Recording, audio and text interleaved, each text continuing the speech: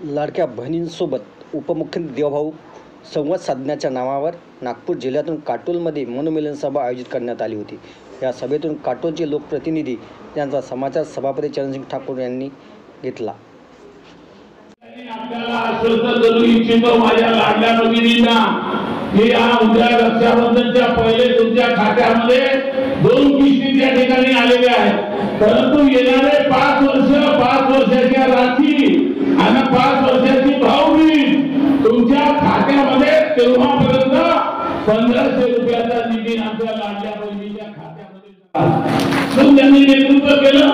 त्यांनी ना बेरोजगाराचं भलं केलं, ना युवकांचं भलं केलं, ना शेतकऱ्यांचं भलं केलं, ना शिक्षणाच्या योजना त्या ठिकाणी आणल्या। पण निवडणुका आल्या तर पैसे वाटा।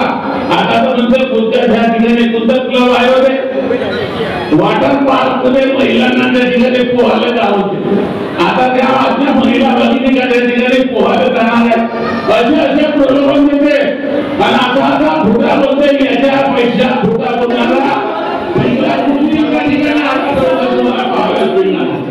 महाराष्ट्रामध्ये राज्याचा गृहमंत्री झाला आणि गृहमंत्री झाल्यानंतर काय केलं, त्या मुंबईमध्ये त्या ठिकाणी गेले 100 कोटी रुपये वसूल करा, 100 कोटी वसूल करा आणि जे भोगायला आली 2-3 वर्ष त्या ठिकाणी पाहुणचार करायला त्या ठिकाणी गेली आणि आता आल्यावर सांगते तुम्ही आता याच्यापेक्षा 1500 येणं केले तर आता मी 3000 देणार कुठं देणार आहे। अरे दिल्लीमध्ये आपलं सरकार आहे, महाराष्ट्रामध्ये आपलं सरकार आहे, पूर्ण 5 वर्ष त्या ठिकाणी आपलं सरकार राहणार आहे।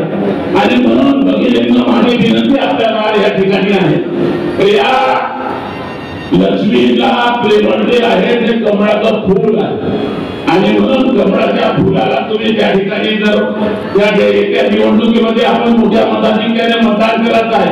हे मतदान तुमच्या कल्याणासाठी, तुमच्या युवकांसाठी त्या ठिकाणी आपले बेरोजगार जे युवक आहेत त्यांच्या हाताला काम नाही आहे, त्यांच्या हाताला या ठिकाणी या भागामध्ये उद्योग आले पाहिजे, सिंचनाचे मोठे प्रकल्प चालू झाले पाहिजे, अशा प्रकारचा संकल्प घेऊन हे सरकार काम करत आहे। आणि म्हणून या सरकारला आजच्या दिवशी या ठिकाणी आशीर्वाद दिला तर या आशीर्वाद तुमच्या येणाऱ्या पिढीला त्या ठिकाणी आठवणीमध्ये राहणार आहे।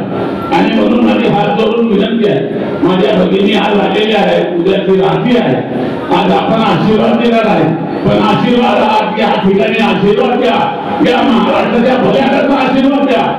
आणि हा आशीर्वाद असा द्या की येणारी हे विधानसभा जी आहे की महाराष्ट्राच्या त्या विधानसभेवर भारतीय जनता पार्टीच्या नेतृत्वात त्या ठिकाणी झेंडा फडकला पाहिजे असा आशीर्वाद आपल्या माध्यमातून त्या ठिकाणी द्या।